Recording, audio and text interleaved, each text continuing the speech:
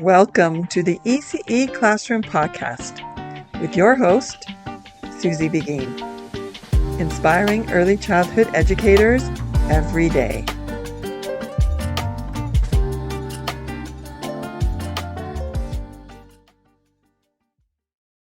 Hello and welcome to the ECE Classroom. My name is Susie Beghin and I'm the host of the show. Today we're going to be talking all about storytelling for young children, and I have invited two guests from Little Light Books, Dina and Daniela. Welcome to the show. Okay, so tell me a little bit about yourselves. Tell me about your company and tell me a little bit about your background. So Daniela and I used to be teachers, educators in the classroom. We were also administrators in classrooms. So we have a little bit of background on both sides. Right. And we both decided to delve into writing stories for young children. Yeah, so it was a passion. I have to say, Daniela instigated the project, and I was happy to join her in it. That sounds amazing. I've always wanted to write a children's book. I've never quite gone in that direction, but I think it would be so much fun. What inspired you to start writing children's books? Okay, so in the classroom, we were finding it really difficult to find stories that were relatable to children, stories that were a little bit reality based, and a series for children. We were having difficulty really finding books that filled that niche, I guess. So we decided to embark on a journey to fill that need. And also having had the experience of both being moms and having had hundreds and hundreds of students of our own, combination of that also was part of that inspiration. Now, are the stories based on true stories or are they fictional? I would say they're more reality based. And really based out of our experience for sure. There are elements that have happened maybe more than once over the many years of our careers. Yes. So those things have been implemented into the book with our experience with children. And Daniela's son was really the initial inspiration for the book. I don't know if you want to tell us about that. Yeah, absolutely. And I know it's interesting because many people ask us, which one is your favorite? Which one do you recommend? And that's such a difficult question to respond to because they each are special in their own way. But I think what Dina is referring to is that Dina and I had the pleasure of having some fun with my little one, and we had a photo shoot. We took a photo shoot. Oh. And what's beautiful about these photos is we were able to give these photos to our illustrator, and he was able to capture what we captured on camera to really put together book one. So that was really special to us. That is amazing. That's such a wonderful inspiration. I mean, having your own child be part of the journey of the books that you're writing, and the photos are amazing, and that they made them into like a cartoon versions. Your child must be so like thrilled to see those pictures, knowing that they were part of the process, right? Yeah, he's our manager. He's our manager. That's amazing. Yeah, and I'm sure he's going to cherish it for his lifetime. Tell me a little bit about the key messages in your books. So tell me about, what are you writing about? What are the key messages that children take away? Yeah, so this is our motto, ignite, engage, believe. So we feel that, if we ignite the love of learning by engaging children and we believe in their capabilities, they really have an optimal space, an optimal safe space for learning. And I think that sometimes some people don't often realize how capable little ones really are. And they really want to fit into society. They really want to be so much like us and be part of all that we do. And the importance of the family unit, Yes, too. exactly. But key messages, I would say, independence. With interdependence, Yeah. right? So not just the independence of the child, but the interdependence, starting at home and being an active participant in the home. And then, at school, and having that independence grow, but then always with the interdependence of others, right? Because we're social beings, right? So that's really important. It's not just the independence, but that working together And exploration. Exploration. Yeah. Being a contributing member of society, but like within their communities, their family unit, their learning environment, perhaps, as well as, eventually in the future to like the bigger community and then the world, right? But, kind of like starting small and then having them grow when they're ready, as they're ready. But they can start so early. And we just thought that the family is really an integral part of that. Absolutely. Because we always say it's all under the watchful eye of the caring and supportive adult. And that matters. Yeah, for sure. I know that when you came out to read to our children in our daycares, they loved it, first of all. But what I really loved about your books, because that was the first time I was exposed to them, was the independence. I think you read one of them about I can do it by myself. But it's with your help, right? So there's with your help, I can do it myself, right? And I love that. I love that you incorporate the independence of the child and the capabilities of the child, pairing it with a supportive adult, whether it's a teacher, whether it's a parent. I really love that aspect. And the children love the books. They're on our bookshelf and they pick them up and actually they got a bit ruined. So I might have to order some more from you because they're so well used. We love that. We love that. And it's funny, another local school that Dina and I have attended, she actually allows the parents to sign out books from her community. And we received an order once and we thought it was interesting. And I ran into this person at one of the events that they hosted and they commissioned us to be there. And I said, "Oh, you look familiar." She says, "Oh, yes, it was me who ordered the book because my daughter would continuously read it and it was so well loved that I had to replace the book to the school." We love hearing that. Yeah, we do. Yeah, for sure. So tell me a little bit about, in the stories that you tell, are there specific values that you want children to take away, or specific life skills in particular? Tell me a little bit more around that. So because the books were written for the young child, we were hoping that the messages that would come across were things that they can do and learn to do more and more independently, like setting the table, dressing, using the bathroom, hygiene, self-care, grace and courtesy, Making choices within limits. Yeah. Because we really want to give the little ones the opportunity to have choice and to make choices independently. And language skills. And with that, we mean communication, we mean listening, social, emotional, cognitive. And within all of that, there is fine and gross motor movements too, right? And self-expression and creativity for sure. Yeah, and that definitely comes across in the books that I've seen. So yes. So tell me a little bit about storytelling. Now, obviously, I know that you do go out to daycares, communities to read your books as well. But in our daycare, we'll take something like your book or other books to read to children. Tell me a little bit about what you think the value of storytelling is, and how it helps children to develop. So we think that storytelling is so important for the young child because they are learning a lot of things. There's language, the acquisition, the expansion of language, listening, attention, concentration, and even just learning how to sit with each other and how that affects one another. And I think too, it just helps with the development of a lot of their learning at that age. Because we know that children are learning language at that age and expanding language, we specifically made the book in rhyming verse so that they could recall the story, maybe recall words or even anticipate a word with time, because they rhyme is just a little bit easier to remember. So that I think will help with memory recall and again, concentration. And pure and simple, the joy that it brings. The joy reading together brings. And it can be so much fun. And they have questions and they make connections and, the excitement that, when they maybe remember a word or help maybe a younger child or it's just a nice way to come together.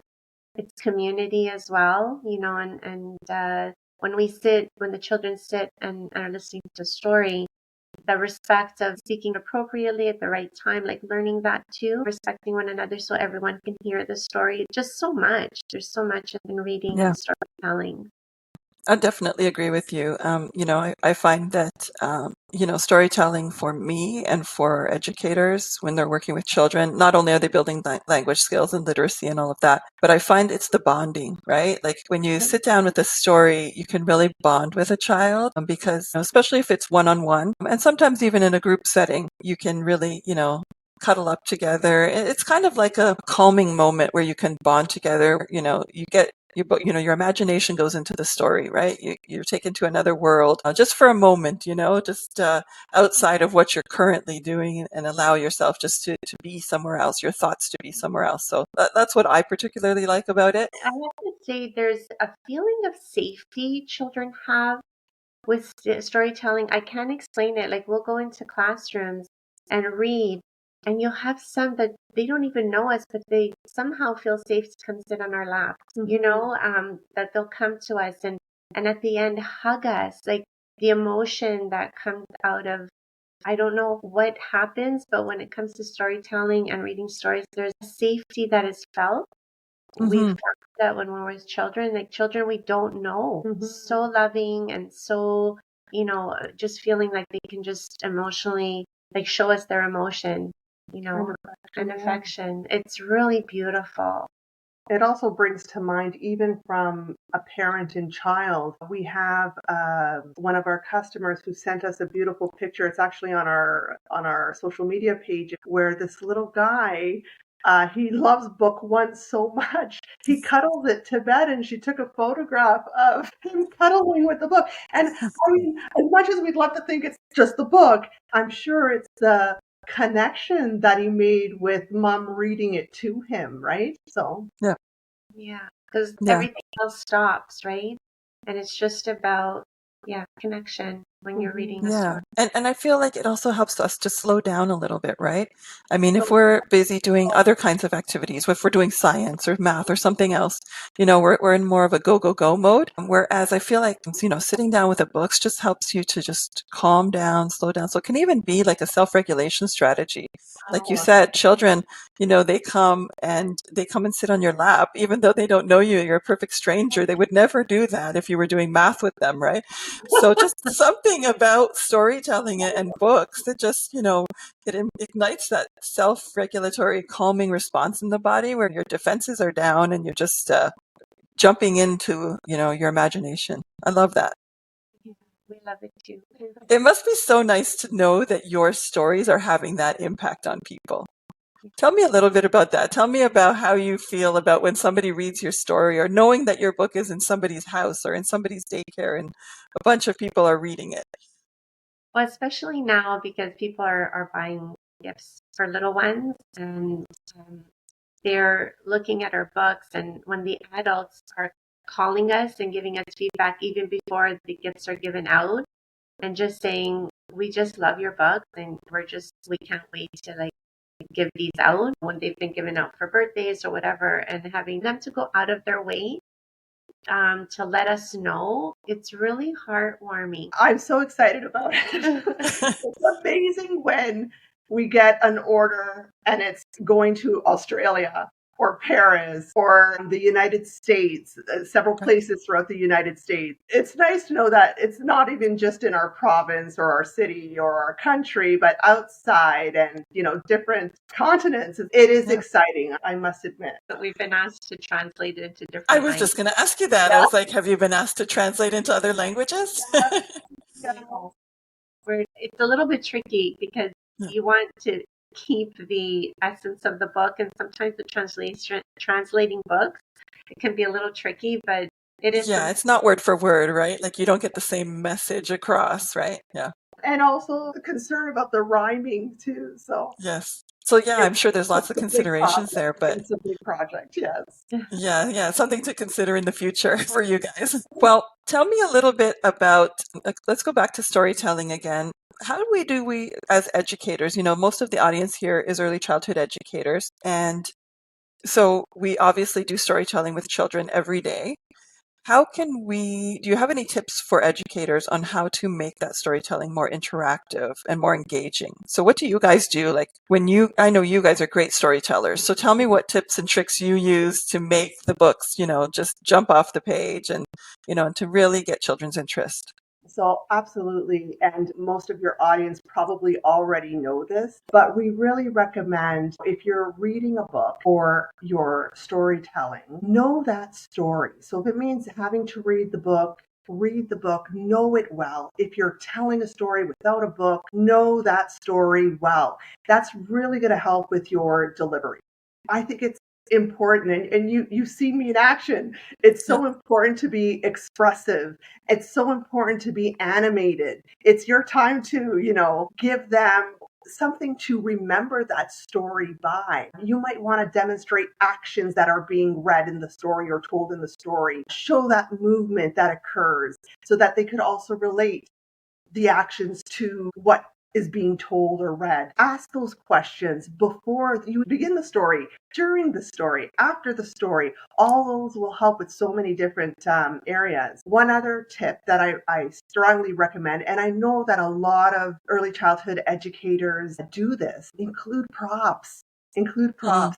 This recalls a very fond memory. Years ago, I read to a group of students, and I read the book The Carrot Seed by Ruth Cross and illustrated by Crockett Johnson. And it was wonderful because the props that I had were real carrot seeds, real soil. I had the watering can, the basket, the garden tools. I also had, which many of you know, the jumbo size version of the book to have on display. And then I also had the regular version of which I read. And throughout the story, when it was time to plant, I literally planted. And it was amazing, to see the faces of these children when you're planting the seed, you're watering. I also pulled out weeds.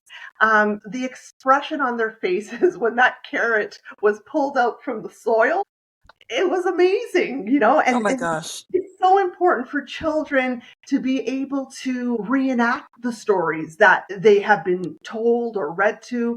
You know, Many of you, I'm sure, you use story baskets, you use felt boards, you use small replicas, you use magnet forms. All of those things can be used when you really put into action what you're sharing with all of the bonds and all those wonderful things that we talked about earlier. It really does make a difference, and it's powerful.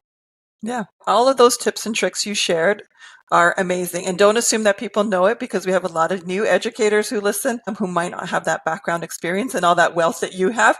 But yes, I love your ideas, the storyboards, the story baskets, the props, the reenactment of the story. I just love all of that. It brings, books to life. And I think it also creates that love of reading, right? That love of books when the book comes to life, and when you can really experience the book and not just have somebody read the words on the page. And of course, I'm just recalling now, when reading a story, like, for example, The Carrot Seed, use the voices of the different characters. Yes, yes, have fun with it. Have fun with it. And that's why I say, know that story so that you could really develop something magical and creative. Mm-hmm. But I think too, with Daniela's example of the carrot seed, they're getting a concrete visual of words that are being read or spoken. And I think that that also helps with further developing and expanding their language and their vocabulary, not just having an illustration, but having the concrete as well, where they Mm-hmm. can keep that in their mind and connect it to different words. I think that's really important too. Absolutely. Yeah. And that's a good way to incorporate multiple subject areas into the storytelling too, right? Like I saw with your example of the carrot seed, you've incorporated science in there. There was some sensory in there. There was, motor skills, picking, things out. So yeah, like you're incorporating so much learning into that one experience. I love that. I love the cross pollination of the subject areas. I did want to ask you, and I know this is going to be a difficult question because you said it already that you don't have favorites, but I want you to tell me, if you possibly can, what was your favorite story, or maybe what was your favorite story to write? Maybe from both of you, maybe if you both have different favorites. What was your favorite book that you've written and why? Well, so I guess we touched upon why one was so important to us, right? Yeah. For book two, I learn every day. The characters in that book represent important people in our lives. Okay. So there was another connection attached to that book. And also experiences in the classroom, which we right? talked about, Yeah. yes. That like So, over the years, yes. so those actual, like those memories of being in the classroom that were incorporated into that book, that was special for us. And then the feedback, it was really interesting. One feedback from a parent was that their little one was having so much difficulty going into daycare. I can't remember how long it was, like a daily struggle. And that shortly after reading book 2 with their little one, that was it. They were able to go into their learning environment and just shifted something for that child. Very humbling. yes. And book 3 basically encompasses the entire series. And one of our favorite parts of book 3 are the last 2 pages. And basically the last 2 pages includes all of the illustrations throughout the entire series. Right? Oh, wow. Yeah, and the message here really is to the caring adult, right? And it basically says, to be independent, you can be sure it takes time and effort to feel truly secure. Family and teachers who have patience and know that with guidance and help, little ones wholesomely grow. Mhm. So, with all of that explanation, how do we pick just one? Right. So to end off, if early childhood educators want to get copies of your books for their classrooms, tell us the names of the books and tell us how to get them. So the first one is With Your Help, I Can Do It Myself. The second one is With Your Help, I Learn Every Day. We showed this one, but the third one is With Your Help, I Feel Happy. Okay, so it's like a trilogy and they kind of relate to each other. They do, which we have found because of that, those last pages, it's different parts of the day, the books. As you know, the books are different parts of the day. So when you get to those last 2 pages, we were hoping that the children will make connections. And they do. So our website is littlelightbooks.ca. Okay, and tell us where people can follow you, because I know that you're on social media as well. If they want to see what you're up to, where can they follow you? Okay. So on Instagram, it's littlelightbooks_. And on Facebook, it's Little Light Books Inc. Okay, perfect. Any parting words before we go? I just would like to say that for the educators that are in the classroom, because most of us are now retired, we know that it can be so stressful and the days can sometimes be, they might have struggles, children and adults alike. But now that we're not in the classroom, we can say, enjoy every moment of it. Children are such a blessing and we miss it so much. So we're so happy when we get to go in to read in the classroom, and that you're really making such a profound impact on the children. And to just remember that they're really setting such a great foundation for children, and that every moment matters to them, and that they might not be able to say thank you, but they're going to be, wonderful human beings because of positive experiences that they get. So just to remember that even in the difficult days. Yes, agreed. Thank you so much for being here today. I wanted to thank you, Susie. Thank you for having us visit your classrooms, your different locations. We enjoy that, and we want to congratulate you on your second book, and we hope that everybody has it already. Well, thank you for that plug there. So yes, again, thank you for being here. It's been such a pleasure talking to you. And again, if anybody wants to get copies, please be sure to visit littlelightbooks.ca and we'll have all the details in the comments. Hello and welcome back. It was so wonderful speaking with Daniela and Dina about early literacy and storytelling in particular. It's great to get perspective from children's authors in terms of storytelling benefits and how to do storytelling. And it's just great to hear their story about how they became children's authors and what their books are all about. I really do recommend, if you haven't had a chance to check out Little Light Books, they do have that great trilogy that they shared with us today. We have it in all of our daycares, and the children just love the books, and they are so versatile in terms of teaching a lot of different independent skills. I want to recap some of the highlights from our conversation in terms of the benefits of storytelling for young children. They touched on a lot of the benefits. The first one being fairly obvious. Storytelling builds children's vocabulary, right? So it builds their language skills. But not only that, it builds their literacy skills. So as you're reading to a child, pointing to the words, and the words are spoken. So not only are you building language, you're also building literacy as children learn to read and associate the words on the page with the spoken language. But beyond that, I really believe storytelling also builds your imagination, it builds creativity, and it really does invoke that sense of calm. I find that reading books with children usually is, our book corners are usually calm places in the classroom. And so sitting down with a story builds that bond with a child and really does develop their self-regulation skills and helps them to calm down. So it's a really good strategy if your children are feeling a little bit dysregulated to head over to the book area, pull out a book, and do some storytelling. Now, the second thing that I want to highlight was the tips for how to tell stories. And reading books is more than just reading the words on the page.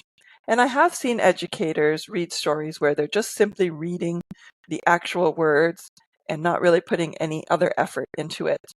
And I really believe there's so much more educators can do to help the stories to come alive and to help children to love books. And one of the things that I really enjoyed that Daniela brought up today was to really be interactive when you're reading the story.